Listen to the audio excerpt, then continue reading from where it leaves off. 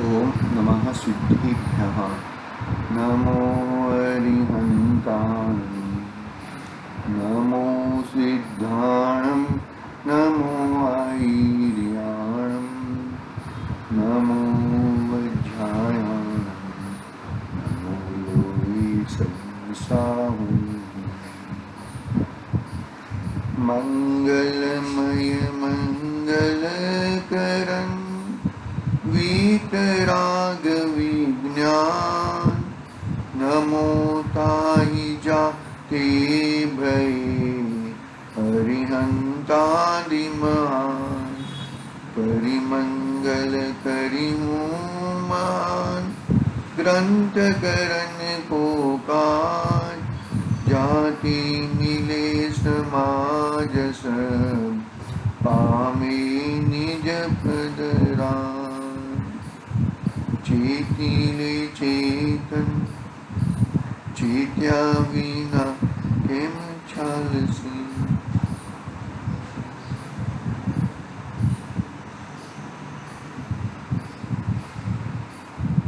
आज श्री मोक्ष मार्ग प्रकाशक नामक महान ग्रंथ है। आचार्य कल्प पंडित प्रवर टोडरमल जी साहब द्वारा रचित महान ग्रंथ अपने सामने विराजमान है।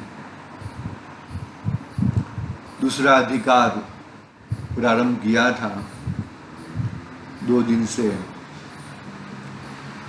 पहले मंगलाचरण की बात की थी, मंगलाचरण पढ़ते हम। दूसरा अधिकार का मंगलाचरण। मिथ्या भाव अभाव ते जो प्रगट निज भाव सो जयवंत रहो सदा यही मोक्ष उपाय। क्या कहा? मिथ्या भाव उल्टी मान्यता, उसका अभाव से जो प्रगटेगा वो निज भाव है। किसका अभाव से? उल्टी मान्यता का अभाव से। निज भाव से उल्टी मान्यता का अभाव होएगा। अस्ति नास्ति नास्ति अस्ति। और जो सो जयवंत, वो निज भाव है, वो जयवंत रहे सदा यही मोक्ष उपाय। वो वही मोक्ष का उपाय है। वो निरंतर निज भाव निरंतर ज्वलन रहे तो ही मोक्ष का उपाय। ये बात अपना इस श्लोक हमने पढ़ा था और 1-2 पैराग्राफ भी पढ़े थे। अभी सीधा हम लोग कर्म बंधन का निदान भी वो पैराग्राफ पढ़ा था। वो जरा वो पैराग्राफ पढ़ के आगे बढ़ते हैं। कर्म बंधन का निदान। कर्म बंधन का क्या है? कर्म अनादि से कर्म है। कर्म पहले है, जीव पहला है। जीव पहला है कि कर्म पहले है? दोनों साथ में है। दोनों की सत्ता अनादि निधन है। लेकिन अनादि निधन होने के बावजूद भी न्यारी न्यारी है, अलग अलग है, भिन्न भिन्न है। देखो पढ़ते हैं। सो यहाँ प्रथम ही कर्म बंधन का निदान बदलाते हैं। कर्म बंधन होने से नाना औपाधिक भावों में परिभ्रमण पना पाया जाता है। बात हो गई थी अपनी। एक रूप रहना नहीं होता। एक रूप कौन रहते हैं? सिद्ध भगवान। सिद्ध भगवान रहते हैं सुखमय। मैं सुख का धारी हूं, सुख का घन पिंड हूं, सुखमय वो रहते हैं। कर्म बंधन होने से नाना औपाधिक भावों में परिभ्रमण पना पाया जाता है। एक रूप रहना नहीं होता। इसलिए कर्म बंधन सहित अवस्था का नाम संसार अवस्था है। क्या कहा? इसलिए कर्म बंधन सहित अवस्था का नाम संसार अवस्था है। कर्म बंधन सहित सिद्ध भगवान है, कर्म बंधन रहित है। अरिहंत भगवान भी, बात हो गई थी, अरिहंत भगवान भी संसारी कहा क्योंकि अघात या कर्म की अपेक्षा से।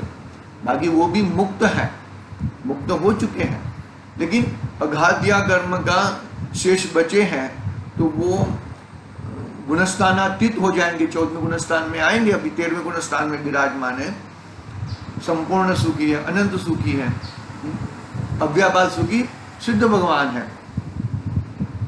ठीक है, तो एक इसलिए इस संसार अवस्था में जीव अनंतानंत जीव द्रव्य है। इस संसार अवस्था में जीव अनंतानंत जीव द्रव्य है, वे अनादि से ही कर्म बंधन सहित है। कर्म बंधन सहित ही है जीव। कोई जीव ऐसा नहीं है कि वो मुक्त, जन्म से मुक्त हो। कर्म बंधन सहित है, यानी कि भले ही क्षेत्रावगाह होने के बावजूद भी एक में एक नहीं हुए हैं। दोनों की सत्ता जुदी जुदी है, दोनों के गुणधर्म जुदे जुदे हैं, दोनों का परिणमन जुदा जुदा है। पकड़ना बात को। पुद्गल तो पुद्गल एकदम बरोबर है, लेकिन ये जो जीव है ना, जीव की उल्टी मान्यता है, ये अच्छे बुरे, इष्ट अनिष्ट, ऐसी मान्यता चलती रहती है। इसके लिए संसार आएगी, आगे आगे बात आएगी। ऐसा नहीं है कि पहले जीव न्यारा था और कर्म न्यारा था, बाद में उनका संयोग हुआ। तो कहते हैं तो कैसे है, तो कहते हैं कि जो मेरु समान का मेरु पर्वत का सुदर्शन मेरु का उदाहरण दिया कि जैसे मेरुगिरी आदि अकृत्रिम स्कंदों में अनंत पुद्गल परमाणु अनादि से एक बंधन रूप है, फिर उनमें से कितने परमाणु भिन्न होते हैं और कितने ही नए मिलते हैं। इस प्रकार मिलना बिछुड़ना होता है।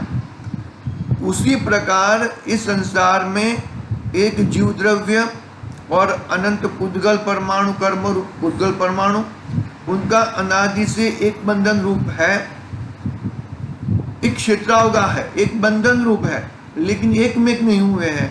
फिर उनमें कितने ही परमाणु भिन्न होते हैं और कितने ही नए मिलते हैं।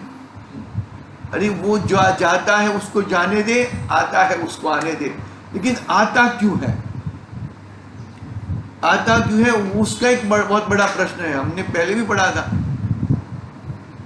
आगे भी आ गया है कि जो देखो अभी आता है ना, तो तूने पहले बांधा था, इसके लिए वो कर्म का उदय आता है। समझते जरा बात को, बार बार, बहुत मेन पॉइंट है ये शायद अपना समय साथ में चला था पुण्य पाप अधिकार में, बरोबर है। तो ये आता है, तो तूने पहले उसको बांधा था, उसके लिए आता है। अभी आया, मानो कि आया, कर्म उदय में आया, तो नया बंधन क्यों करता है वो, कि भाई आया, उसका कोई प्रॉब्लम नहीं है, उसको सहज भाव से उसको देखो, उसके सहज भाव से उसके साथ रहो। वो इष्ट है, अनिष्ट है, ये मेरा अच्छा करने वाला है, ये बुरा करने वाला है, ये भाव को मत पकड़ो, तो ही कल्याण होएगा। पकड़ में आ रही कि नहीं आ रही बात। कितने ही नए मिलते हैं, वो उदय के साथ जुड़ जाता है, वो तब नए मिलते हैं, बरोबर है। यदि उदय के साथ न जुड़े, वर्तमान अवस्था उतनी मजबूत बना दे, वो उदय है, वो कौन सा है, भूतकाल है, भूतकाल के कर्म है, वर्तमान में उदय में आया है, और वो उदयगत परिणाम ऐसा ही कर देगा, निमित्त पाता है, निमित्त पाकर वो उदयगत हो जाएगा। तो उदयगत हो जाएगा तो भविष्य में भी ऐसे ही कर्म बंधे हुए रहेंगे। तो नए, इसके लिए नए मिलते हैं। कोई ये बात हमने ले ली, बराबर। इस प्रकार मिलना बिछड़ना होता रहता है। यह बात हमने कल तक पढ़ी थी। अभी आगे का टॉपिक लेते हैं, कर्मों की अनादि की सिद्धि का टॉपिक, कि अनादि कर्म अनादि से है, वो कैसे कर सकते हो आप। तो यहाँ पर प्रश्न खड़ा किया है पंडित जी ने, देखो क्या किया। यहाँ प्रश्न है कि पुद्गल परमाणु तो रागादि के निमित्त से कर्म रूप होते हैं। किसका निमित्त पाकर, रागादिक भाव किसका है, जीव का भाव है। कौन सा भाव है, विभाव भाव है, विभाव भाव, बरोबर है। हाँ, पुद्गल परमाणु तो रागादिक निमित्त से कर्म रूप होते हैं। अनादि कर्म रूप कैसे कहें, बरोबर है। समाधान, प्रश्न समझ में आया कि नहीं आया? कि प्रश्न, उद्गल परमाणु तो रागादि के निमित्त से कर्म रूप होते हैं, तो अनादि से कर्म रूप कैसे है?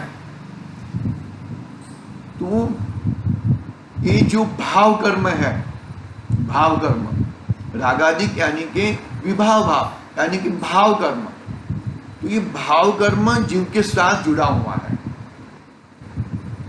विभाव भाव है, उससे नए नए कर्म बंधन होते हैं और जीव को दुखी करता है, बरोबर है। तो ये भाव कर्म से द्रव्य कर्म बंधते हैं और द्रव्य कर्म का प्रदर्शन नो कर्म में होता है।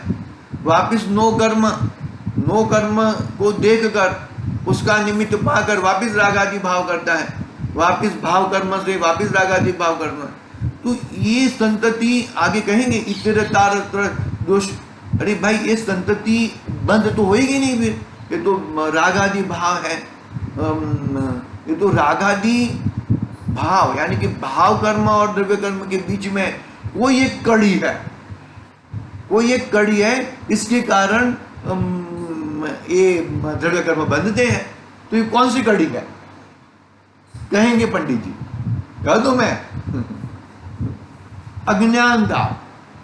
अज्ञानता वो एक कड़ी है कि जो जिसके कारण भाव कर्म से द्रव्य कर्म और द्रव्य कर्म से भाव कर्म, उसका प्रदर्शन नो कर्म में होता है और नो कर्म पाकर नो कर्म में देखकर वापस भाव कर्म करते रहता है वो जी। तो मतलब ये अज्ञानता हट जाएगी ना तो आगे कहेंगे। देखो समझ में आ रही कि नहीं आ रही बात? देखो मेरा हाँ हो गया। देखो तो क्या कहा, उद्गल परमाणु तो रागादि, उद्गल परमाणु तो रागादि के निमित्त से कर्म रूप होते हैं, अनादि कर्म रूप कैसे कहें? तो समाधान, निमित्त तो नवीन कार्य हो उसमें संभव है। निमित्त तो देखो समाधान पंडित जी केस के क्या एंगल से करते हैं। प्रश्न बहुत गंभीर रहता है उनका और जवाब भी गंभीर रहता है। निमित्त तो नवीन कार्य हो उसमें संभव है, अनादि अवस्था में निमित्त का कुछ प्रयोजन नहीं है। जैसे नवीन पुद्गल परमाणुओं का बंधन तो स्निग्ध वृक्ष गुण के अंशों से ही होता है और मेरुगिरी आदि स्कंदों में अनादि पुद्गल परमाणुओं का बंधन है, वहां निमित्त का क्या प्रयोजन? बरोबर है, निमित्त का क्या प्रयोजन? कर्म आते हैं, पुद्गल परमाणु आते हैं और छूटते हैं, आते हैं और जाते हैं। इसी प्रकार नवीन परमाणुओं का कर्म रूप होना रागादिक से ही होता है और अनादि उद्गल परमाणुओं की कर्म अवस्था ही है। देखो उद्गल परमाणु तो ठसोठस भरे हुए हैं, कारमान वर्गना तो ठसोठस भरी हुई है, लेकिन क्या कहा, देखो यहाँ पे पंडित जी ने क्या कहा, उसी प्रकार नवीन परमाणुओं का कर्म रूप होना रागादिक से ही होता है और अनादि पुद्गल परमाणुओं की कर्म रूप अवस्था है, अवस्था ही है। कर्म रूप की परमाणु, कर्म रूप की पुद्गल परमाणुओं की कर्म रूप ही अवस्था है, वहां निमित्त का क्या प्रयोजन है? तो ये रागादिक भाव है, उसके ऊपर पंडित जी ने वो कहा रागादि कहो, अज्ञानता कहो, बरोबर है। तू उसके ऊपर वजन दिया, तुझे वितरागता प्रकट करनी है, रागादि भाव को घटाना है। देखो हाँ, अनादि पुद्गल, हाँ वहां निमित्त का क्या प्रयोजन है? तथा यदि अनादि में ही निमित्त माने तो अनादिपना रहता नहीं है, तथा अनादि में ही अनादि में भी निमित्त माने तो अनादिपना रहता नहीं है। इसलिए कर्म का बंध अनादि मानना सो तत्व प्रदीपिका प्रवचन सार शास्त्र की व्याख्या में जो सामान्य ज्ञेयाधिकार है, वहाँ कहा कि रागादि कारण तो द्रव्य कर्म है, रागादिक का कारण तो द्रव्य कर्म है और द्रव्य कर्म का कारण रागादिक है। तब वहां तर्क किया है कि ऐसे तो इतरेतराश्रय का दोष लगता है, वह इसके आश्रित है, वह इसके आश्रित है, कहीं रुकाव नहीं है। तब उत्तर दिया, देखो बात प्रश्न कहाँ पे खड़ा किया है, प्रश्न खड़ा किया है कि ये पुद्गल परमाणु तो रागादिक कर्म के निमित्त से कर्म रूप होते हैं, अनादि कर्म रूप कैसे है। तो ये जो है ना तेरा मेन बात, कर्माण वर्गना तो ठसोठस बनी हुई है। अभी क्यों, कौन से कर्म तुम्हारे उदय में है, शुभ कर्म अशुभ कर्म क्यों उदय में नहीं है। तो ये जो है ना वो शुभ कर्म में अभी तुमने रागादि किया, बरोबर है, अज्ञानता के कारण। ये अच्छे हैं, ये बुरे हैं, रसोई घर में जाना बुरा है और स्वाध्याय भवन में बैठना अच्छा है। तो ये अच्छे बुरे का जो पुण्य पाप में जो तुमने ठेला अलग अलग किया है, दोनों एक कर्म है, दोनों एक ही कर्म है, दोनों कर्म की अवस्था वाले हैं। लेकिन तुमने ये जो ठेसा किया आगे पीछे ऊपर नीचे करने का, तब गड़बड़ पैदा होती है और ये गड़बड़ के कारण बहुत गड़बड़ होती है। फिर अनादि से वो कर्म बंधन छूटता नहीं है। पकड़ में आ रहा है कि नहीं आ रहा है बात को। तो ये इतरेतराश्रय दोष नहीं है, ये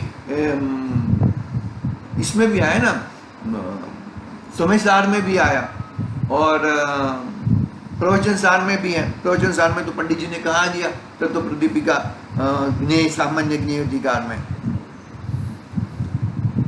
शायद प्रवचन सार में ही है, अभी दोनों में है मेरे हिसाब से। तो ठीक है, देख लेंगे वो। तो वह इसके आश्रित है, वह उसके आश्रित है, इतरेतराश्रय। लेकिन वो दोष लगता नहीं है, तो अज्ञानता हटाएगा। तो रागादि भाव, ये राग से ये मेरा अच्छा है ये बुरा है, ये अज्ञानता हटाएगा, रागादि भाव को हटाएगा। तो ये कुछ होने वाले नहीं है, वो तो जिसकी अवस्था में जिसके थे उसके उसमें चले जाएंगे, बराबर। देखो यहाँ पर एक दिया है, नेवम अनादि प्रसिद्ध द्रव्य कर्मम संबंधनस्य तत्र हेतुत्वे तेनोपादानात्। अपना ये प्रवचन सार की 121 नंबर की टीका में ये लिखा है अमृतचंद्र आचार्य देव ने। देखो, इस प्रकार इतरेतराश्रय नहीं है, क्योंकि अनादि का स्वयं सिद्ध द्रव्य कर्म संबंध है, वहां उसका वहां कारण पने से ग्रहण किया है, ऐसा आगम में कहा है। तथा युक्ति से भी ऐसा संभव नहीं है। कर्म के निमित्त बिना पहले जीव को रागादिक कहे जाए तो रागादिक जीव का एक स्वभाव हो जाएगा, क्योंकि पर निमित्त के बिना उसका नाम स्वभाव है। दूसरे के निमित्त के बिना उसका नाम स्वभाव हो जाएगा, रागादिक स्वभाव हो जाएंगे। देखो, ऐसा आगम में कहा है। तथा युक्ति से भी, मतलब बात देखो, पंडित जी थोड़ा विश्लेषण करके बात बताते हैं, लेकिन बात वही है कि भाई राग भी अनादि का है और कर्म भी अनादि के हैं। अज्ञानता है तो अज्ञानता ही तेरी, अज्ञानता के कारण ये सब गड़बड़ हो रही है। तो ज्ञान स्वभाव ही है, ज्ञान स्वभाव में रहना नहीं चाहता, अज्ञानता को खिला बना के रखा है, अज्ञानता को अपना मान के बैठा है, वही गड़बड़ हो रही है। इसलिए कर्म संबंध अनादि ही मानना, इसलिए कर्म संबंध अनादि ही मानना। यहाँ प्रश्न है कि न्यारे न्यारे द्रव्य और अनादि से उसका संबंध ऐसा कैसे संभव है। यहाँ प्रश्न है कि न्यारे न्यारे द्रव्य और अनादि से उनका संबंध कैसे संभव है। तो वो संबंध, इसलिए कर्म संबंध अनादि ही मानना। रागादि भी अनादि के हैं, अज्ञानता भी अनादि की है और कर्म संबंध भी अनादि का ही है। ऐसा नहीं है कि राग पहले था जीव में, तो राग पहले था तो गड़बड़ हो जाएगी। अरे पहले से ज्ञान है जीव में, ज्ञान जीव का लक्षण ज्ञान कहा है, वो ज्ञान को तू देखता नहीं है और राग को पकड़ के बैठा है। गड़बड़ है ना भैया। देखो आगे आगे पढ़ते हैं। यहां प्रश्न है कि न्यारे नारी द्रव्य अनादि से उनका संबंध ऐसा कैसे संभव है? दोनों द्रव्य नारायण है, दोनों के बीच में अत्यंत अभाव है। कौन से द्रव्य? उद्गल द्रव्य और जीव द्रव्य के बीच में अत्यंत अभाव है, दोनों जुदे जुदे हैं।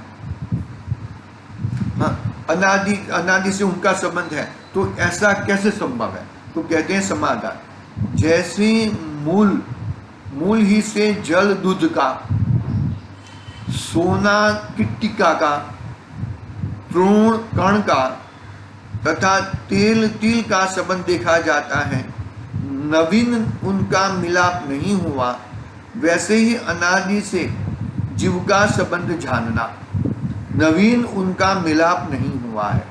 फिर तुमने कहा कैसे संभव है? देखो क्या क्या उदाहरण दिया पंडित जी ने कि उदाहरण की एक देश होता है, तो फिर वो तो दूध और पानी तो अनादि से और अनंत काल तक रहने वाले हैं। तो जीव, अरे भाई जीव और देखो वो तो दूध भी और दोनों पुद्गल द्रव्य है, बरोबर है। सोना और टिक्का वो दोनों पुद्गल द्रव्य है। तो ये तो उदाहरण को एक देश पकड़ना भाई, वो तो फिर जीव और कर्म के फिर अनादि अनंत मानो ना, अनादि अनंत नहीं है, अनादि शांत है। जीव और कर्म का संबंध अनादि शांत है, याद रखना ये चीज। शांत क्यों कहा? कि कर्म तो नाश होते हुए दिख रहे हैं, कर्म ऊपर नीचे दिख, ये तो उदाहरण की ओर से, उदाहरण को सिद्धांत बना दो कि गड़बड़ हो जाएगा। ये तो कौन सा कि जैसे दूध और पानी, सोना और मट्टी, और तल और तेल का जो ये अनादि से संबंध है ना, ऐसा जीव का और कर्म का संबंध अनादि का है। लेकिन अनंत काल तक रखना है तो वो तुम्हारे ऊपर डिपेंड है। अनंत काल तक नहीं रहेगा वो। क्यों नहीं रहेगा अनंत काल तक? क्योंकि भाई दोनों को अलग अलग द्रव्य है, दोनों जुदे जुदे द्रव्य है, तो वो चलने वाला नहीं है।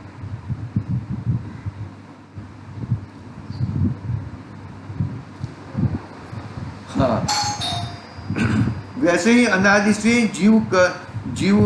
अनादि से जीव कर्म का बंधन जानना, नवीन उसका मिलाप नहीं हुआ नहीं है। फिर तुमने कहा कैसे संभव है कि अनादि से जिस प्रकार कई भिन्न द्रव्य हैं, वैसे ही कई मिले द्रव्य हैं, इस प्रकार संभव होने में कुछ विरोधाभासित नहीं होता।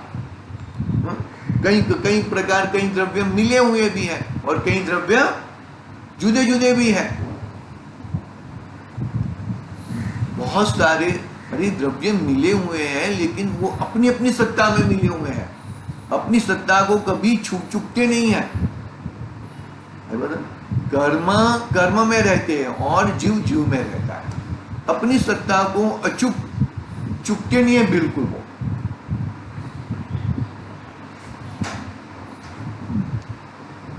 देखो क्या कहा है यहाँ पर। फिर प्रश्न, ये बात समझ में ना, जीव अनादि से है और कर्म भी अनादि से है और संयोग भी अनादि का है, लेकिन अनंत काल तक रहेगा वो तुम्हारे हाथ की बात है। अनंत काल तक रखना है वो भी तुम्हारे हाथ में है, और उसको कर्म से छूटा होना है वो भी तुम्हारे हाथ में है। दोनों चीज तुम्हारे हाथ में है। कैसे? देखो सिद्ध परमात्मा है, तो सिद्ध परमात्मा को पहले कर्म सहित थे, अभी कर्म रहित है। अरिहंत परमात्मा है, तो अरिहंत परमात्मा को क्या है भाई, घातिया कर्म रहित है और घातिया कर्म सहित है। तो ये कर्म की अनादि की प्रकृति दिख रही है, लेकिन अनादि की प्रकृति को अनंत काल तक रखना है वो तुम्हारे हाथ की बात है, अपने हाथ की बात है। कर्म जुदे हैं। देखो दूध और पानी मिश्र है, लेकिन दूध को उड़ाया जा सकता है। सोना और मिट्टी एक साथ एक जगह पे है, खान में से निकलता हुआ सोना। मिट्टी को निकाला जाता है, जरा भी मिट्टी रही तब तक वो सोना नहीं रहता। उदाहरण है ना, उदाहरण पंडित जी का ही उदाहरण है। तल और तेल और तल, तो तेल निकाला जा सकता है, बराबर तेल निकाला जाता है, एक बूंद भी तेल तल के अंदर बाद में कुचा रहेगा। शिरडी और रस, रस और शिरडी, बहुत सारे उदाहरण ले सकते हो। निकाला जा सकता है ना अंदर, वो कुचा कुचा फेंक देते हैं। आई बात समझ? तो ऐसा है, कर्म कुचे के समान है और वो तुम्हारा द्रव्य जीव द्रव्य है, क्योंकि तुम्हारा प्रयोजन जीव द्रव्य से है ना। मैं जीव द्रव्य सिद्धालय में जाता है, उद्गल द्रव्य नहीं जाता। अरे उद्गल द्रव्य में भी वो जो स्कंद बना है ना, वो स्कंद बना, वो उसका विकारी बना है। उद्गल द्रव्य भी एक ही है, अणु परमाणु है ना, परमाणु अणु हुआ, वो उसका स्कंद बना हो गया। परमाणु है वो वही एक सिंगल उद्गल द्रव्य है। यहाँ हमें जो दिखता है ना, वो तो बहुत बड़ा स्कंद बना होता है तब दिखता है हमें तो छोटा भी स्कंद बना दिखता नहीं है। हमारी जो ये चर्म चक्षु से दिखते हैं तब है ना, दिखते हैं ना। हवा है, हवा तो वो तो है, फिर पानी भी लेकिन वो जो घने जो उद्गल द्रव्य है वो तो घट घट दिखते हैं। मान के सोफा है, बैग है, कंप्यूटर है, जिनवाणी है। ठीक है, बात समझ में आ रही है कि नहीं आ रही है? वो अनादि से है, लेकिन उसको जुदा शांत किया जा सकता है।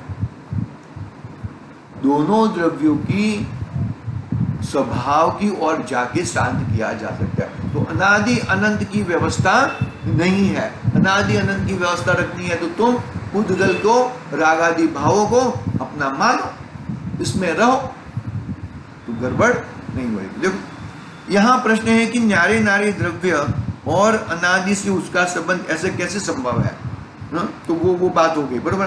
फिर प्रश्न खड़ा गया, संबंध अथवा संयोग कहना तब संभव है जब पहले से भिन्न हो और फिर मिले। यहाँ अनादि से मिले जीव कर्मों का संबंध कैसा है, कैसा कहा है? बहुत ही प्रश्न रहते हैं, मतलब बहुत ही जबरदस्त प्रश्न रहते हैं।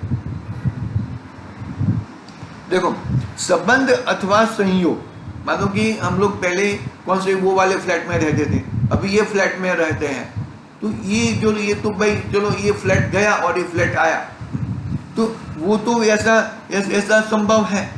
तो यहाँ पर क्या कहते हैं, संबंध अथवा संयोग तब संभव है कि जब पहले भिन्न हो और फिर मिले। यहाँ अनादि से जीव कर्म का संबंध कैसे कहा? समझ में आ रही है? प्रश्न समझ में आ रहा है? प्रश्न बहुत खतरनाक है। पंडित जी क्या कहना चाहते हैं? ये कर्म और जीव अनादि से एक क्षेत्रावधा है, कोई संयोग नहीं हुआ कि पहले जीव जुदा था, बाद में कर्म आए और दोनों इकट्ठे हो गए। ऐसा नहीं है, ऐसा नहीं है। हाँ देखो, अनादि से तुम मिले थे परंतु बाद में भिन्न हुए, तब जाना कि भिन्न थे तो भिन्न हुए, इसलिए पहले भी भिन्न ही थे। इस प्रकार अनुमान से तथा केवल ज्ञान के प्रत्यक्ष से भिन्न भाषित होता है। उससे उसका बंधन होने पर भी भिन्नपना पाया जाता है तथा उसकी भिन्नता की अपेक्षा उनका संबंध अथवा संयोग कहा है, क्योंकि नए मिले या मिले ही हो, भिन्न द्रव्यों की मिलाप में ऐसे कहना संभव है।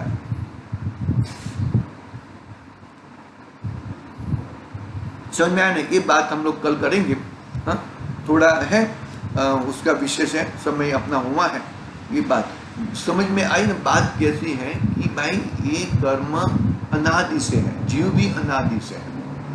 अभी वो कर्म बंधन के सहित ही है जीव, कोई कर्म कोई डाला नहीं है, जीव में कर्म डाला नहीं है, इसने कर्म डाले हैं। अभी कर्म का स्वभाव अलग है, जीव का स्वभाव अलग है। इस स्वभाव तुम पहले पहचानो। तो स्वभाव अपना तो प्रयोजनभूत कार्य होना चाहिए ना, हमें तो सुखी होना है, तो वो स्वभाव पहचानो। तो जैसे मेरू पर्वत में से, मेरू पर्वत कब का है? अनादि का है, अनादि का है ना। तो अनादि किसने बनाया क्या? नहीं भाई, किसी ने बनाया नहीं। ऐसा जीव कर्म सहित है, वो अनादि का है।